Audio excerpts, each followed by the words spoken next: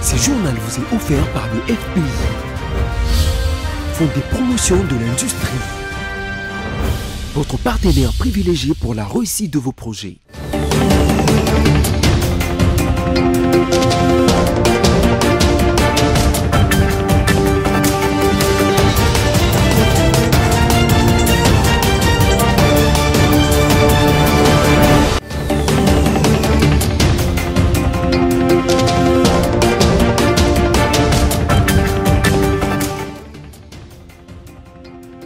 Bienvenue à ce tout dernier journal de l'année 2024, mesdames, messieurs, bonsoir, les sommaires. À la veille du nouvel an, les habitants et les déplacés de guerre dans la partie est du pays, plus précisément au Nord Kivu, désemparés par la crise économique aggravée par la guerre d'agression imposée à la RDC par le Rwanda. Paye complémentaire pour le personnel du secteur de la santé. Doudou Fwamba rassure la coordination des syndicats sur l'activation du décaissement à l'immédiat après une réunion avec le banque syndical. Encore une fois, bienvenue à cette grande édition du journal si vous nous rejoignez. Débutons ce journal avec cette actualité. La fête du Nouvel An approche à grands pas. À Goma, de nombreuses familles peinent à réunir les moyens nécessaires pour célébrer la Sainte Sylvestre. En cause, une flambée de prix des produits alimentaires et autres articles essentiels dans un contexte de crise économique aggravée par la guerre d'agression imposée à la RDC par le Rwanda sous couvert du M23. La situation est encore plus critique pour de milliers de déplacés vivant dans des camps à Goma et ses environs. Dans les cas des déplacés, la situation est dramatique. Ces personnes qui ont fui leur village à cause de la guerre manquent de tout pour célébrer la nouvelle année, comme ce fut le cas à Noël. L'assistance, bien qu'apportée par des personnes de bonne volonté, reste insuffisante pour permettre une fête digne, dès son nom plutôt, a renseigné une source sur place.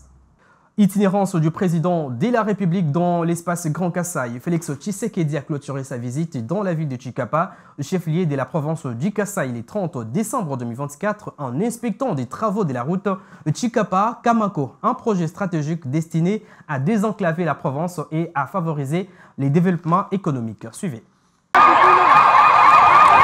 Lundi 30 décembre 2024, pour clôturer son séjour dans l'espace Kasaï, le président de la République a visité la route Chikapa-Kamako. Après l'accueil par un comité restreint, composé notamment du représentant du ministre des ITP, de l'entrepreneur TOA, de la mission de surveillance ACGT et celle de contrôle BTC, le directeur général adjoint de l'Agence congolaise des grands travaux a fourni à l'hôte de marque les explications nécessaires au sujet de l'évolution de ces travaux. L'on note par exemple que les travaux d'ouverture de la route ont été exécutés à environ 98%, soit 143 km déjà ouverts sur les 147 du total, améliorant de fait le trafic jusqu'à la frontière avec l'Angola. Les travaux de remblai de la plateforme ont déjà été exécutés sur 24 km pour le lot 1 qui va de Chikapa à Kamonia, situé à 71 km du point de départ. Les travaux d'assainissement dans la traversée de la ville de Chikapa sont en cours d'exécution sur plus d'1 kilomètre déjà, avec des fossés revêtus sur les deux côtés de la route,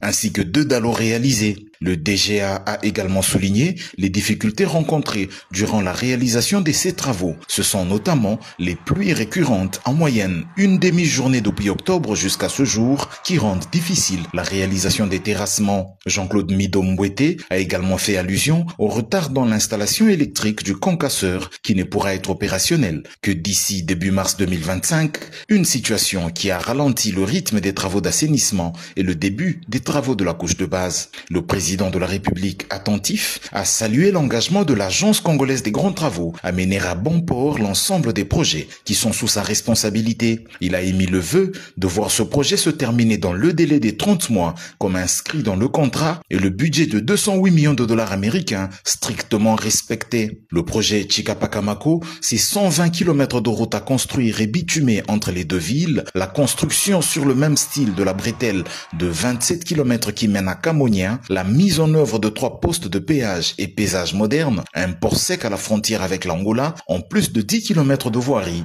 dont 5 pour Kamako et 5 pour Chikapa. C'est le mardi 13 février 2024 que le coup d'envoi symbolique de ces travaux avait été donné par le ministre des Infrastructures et Travaux Publics, Alexis Gisaro Mouvouni. Restons en Provence pour parler de cette actualité. Marche des colères au Kasaï central sur l'initiative de la vice-ministre de l'Intérieur, Eugénie Kamba. Les femmes ont manifesté dans le rue des Kananga contre le chef des terroristes rwandais du M23, Paul Kagame, ainsi que ses complices étrangères qui continuent à s'aimer les troubles dans la partie est de la République démocratique du Congo. L'occasion pour elles de réaffirmer leur soutien aux efforts du chef de l'État Félix-Antoine Tshisekedi Tshilombo pour les médecins de la paix. Reportage. Trop, c'est trop. La population du Kasaï central dit non et non à l'aventure de Paul Kagame, parrain des terroristes rwandais du M23 et ses complices étrangers dans la partie est de la République démocratique du Congo. Sur initiative de la vice-ministre de l'Intérieur, Sécurité et Décentralisation Eugénie Kamba, les femmes de toutes tendances confondues ont envahi les rues de la ville de Kananga déjà tôt dans la matinée pour une marche de colère et surtout réitérer leur soutien aux efforts du chef de l'État et commandant suprême Félix-Antoine Tshisekedi Tshilombo. L'occasion pour le numéro 2 de la territoriale au pays et ses pairs d'implorer la présence divine et ancestrale face au complot et front monté par les ennemis de la nation contre les peuples congolais et les institutions légalement établies.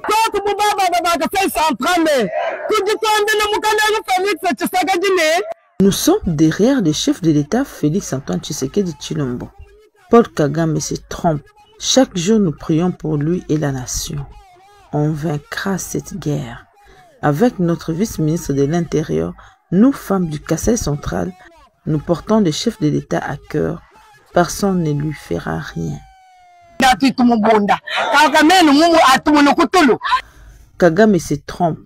Nous allons le vaincre. Cette aventure de Kagame va prendre fin.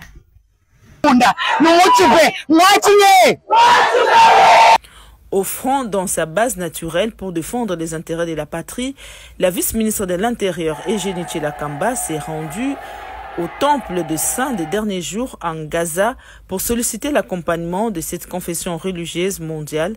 Sur place, elle a initié une prière à la nation pour soutenir les gouvernements et particulièrement le chef de l'État dans ses efforts incontestables de maintien de la paix en République démocratique du Congo. Prenons également cette actualité. L'Inspection générale des finances, IGF, a dans une communication rendue publique le lundi 30 décembre 2024 sur son compte Twitter, éclairé l'opinion sur une vidéo devenue virale sur les réseaux sociaux concernant l'avènement à la convention 6 communes. L'IGF note que cette vidéo date de la période d'avant la signature de l'avenant au mois d'avril 2024 et qu'une réunion avait été organisée pour clarifier la situation. Tous les arguments développés dans cette vidéo se sont avérés faux, a souligné l'IGF. Et puis, lors d'un briefing spécial animé le 30 décembre 2024 avec le ministre de la Communication et Médias, Patrick Mouyaya Katemboué, le ministre du Commerce extérieur, Julien Paluku, a jugé en justifier l'exclusion du café et des cacao congolais du marché de l'Union européenne. Il a tout de même envisagé une tripartite Union européenne, MONUSCO, gouvernement congolais, en vue de mener de plaidoyer pour la sortie de la République démocratique du Congo de la liste noire, deux pays considérés comme ceux qui détruisent l'environnement. On l'écoute dans ses propos recueillis par votre rédaction. De rassurer la population congolaise et le président de la République et l'ensemble du gouvernement prennent à bras le corps la question de cette mesure de l'Union européenne tendant à restreindre l'entrée du cacao et du café sur les sols européens. La motivation elle est fondée lorsque l'Union européenne trouve qu'on ne doit pas accepter des produits qui sont issus de la déforestation. Cette motivation est fondée. Mais par contre, le gouvernement congolais a tenu à communiquer à l'opinion que le café et le cacao congolais n'est pas issu des espaces victimes de déforestation. Le café et le cacao congolais est issu des terres arables qui sont au nombre de 80 millions. Et pour cela, l'Union européenne, ayant compris ces quelques explications, a dû repousser l'entrée en vigueur de son règlement au mois de décembre 2025, période au cours de laquelle nos gouvernements, l'Union européenne, MONUSCO et tous les partenaires, nous allons nous mettre autour d'une table pour devoir examiner réellement les avancées auxquelles nous sommes arrivés et qui ne peut pas justifier qu'une telle mesure soit appliquée à la République démocratique du Congo. Voilà, merci. Et sachez également que les syndicats de médecins du Congo SIMEC en sigle menacent d'entamer une grève générale sur toute l'étendue du territoire national un jour après la fête de Nouvel An, soit le 2 janvier 2025. En prévision de la quête des solutions relatives à cette grève, le ministre des Finances a présidé une réunion des sorties des crises avec le bilan syndical de ce secteur. On écoute le président du Banque syndicale. Que la coordination des syndicats du secteur de la santé vient d'être reçue par leurs excellences, Monsieur le ministre des Finances, Monsieur le ministre de la Santé publique et le vice-ministre du Budget. Nous avons fait le tour des problèmes qui se posent actuellement dans le secteur de la santé. Et comme vous le savez, toutes les catégories de ce secteur-là attendent la paie complémentaire. Et nous venons donc d'avoir des assurances de la part des excellences pour dire que le décaissement va se faire à partir d'aujourd'hui, et cela progressivement, et la Banque centrale va se charger d'envoyer les fonds dans les différentes banques ici à Kinshasa comme dans les provinces. Et comme l'avait annoncé récemment par le vice-premier ministre, ministre des Transports Jean-Pierre Bemba, que les travaux de réhabilitation de l'aéroport international d'Ndjili devraient commencer le premier trimestre 2025. Le premier image du lancement des travaux de modernisation et d'agrandissement de l'aéroport international d'Ndjili vient d'être dévoilé. Ce projet ambitieux qui s'inscrit dans le cadre de la modernisation des infrastructures des transports devrait s'étendre sur une période de 3 ans. Et en culture, la scène musicale congolaise est de nouveau au cœur d'une polémique. Le Conseil supérieur de l'audiovisuel et de la communication a annoncé via un communiqué publié le lundi 30 décembre 2024, dont une copie nous est parvenue, l'interdiction des diffusions de la nouvelle chanson dénommée Misuka Kalikolo, Na Cadre Ya Sentiment, et les clips de l'artiste Lil Nas X, aussi connu sous le nom des Zik Seigneur. Suivez la lecture du communiqué.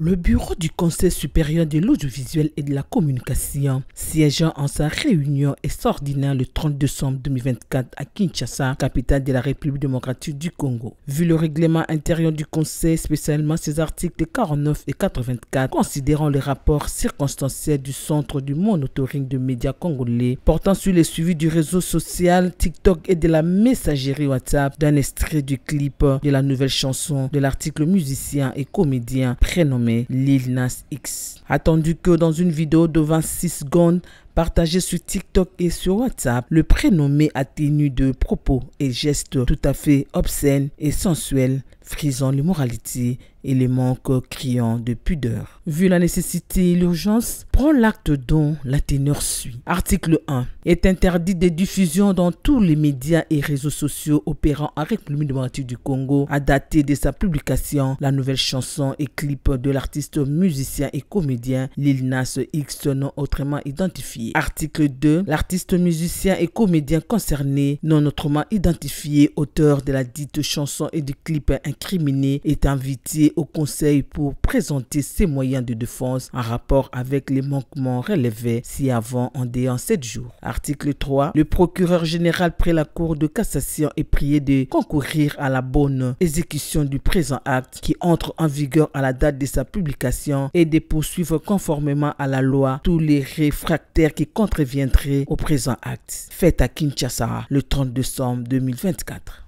Prenons à présent ce message de vœux du Fonds de promotion de l'industrie FPI au président de la République Félix-Antoine Tshisekedi Tshilombo et au chef des institutions à l'occasion des festivités de Nouvelle Année 2025. Patricia Bomolo pour la lecture. À l'occasion des festivités de Noël et de Nouvel An 2025, le conseil d'administration, la direction générale et le personnel du Fonds de promotion de l'industrie FPI présentent leurs vœux de bonheur, de santé, de longévité, de prospérité et de réussite à son Excellence M. Félix-Antoine Tshisekedi Tshilombo, président de la République, chef de l'État. Les mêmes vœux s'adressent également aux honorables présidents des 2 chambres du Parlement, à Madame la Première ministre, chef du gouvernement, au ministre de l'Industrie et Développement des petites et moyennes entreprises et petites moyennes industries, aux membres des institutions, aux partenaires du FPI et au peuple congolais. Le FPI, établissement public au service de la nation, concrétise la vision du président de la République qui prône l'industrialisation du pays. Il travaille pour le développement endogène axé sur la création et la structuration judicieuse des chaînes des valeurs. Le FPI prie l'Éternel Dieu Tout-Puissant d'assister le président de la République dans ses efforts pour la consolidation de la paix, la sauvegarde de l'intégrité territoriale et l'essor économique de notre pays. Bertin Moudimou Tshisekedi, directeur général du FPI. C'est tout pour ce soir, mais avant tout, les rappels de principaux titres. Vous l'avez suivi dans ce journal à la veille du Nouvel An, les habitants et les déplacés des guerres dans la partie est du pays, plus précisément au Nord Kivu, désemparés par la crise économique aggravée par la guerre d'agression imposée à la RDC par les Rwandais. Et puis paye complémentaire pour le personnel du secteur de la santé. Doudou Fambara sur la coordination des syndicats sur l'activation du décaissement à l'immédiat après une réunion avec les banques syndicales. Mesdames, Messieurs, ce journal est complètement terminé. Merci de votre fidélité. Au revoir et à la prochaine. Entre-temps, meilleurs vœux à tous.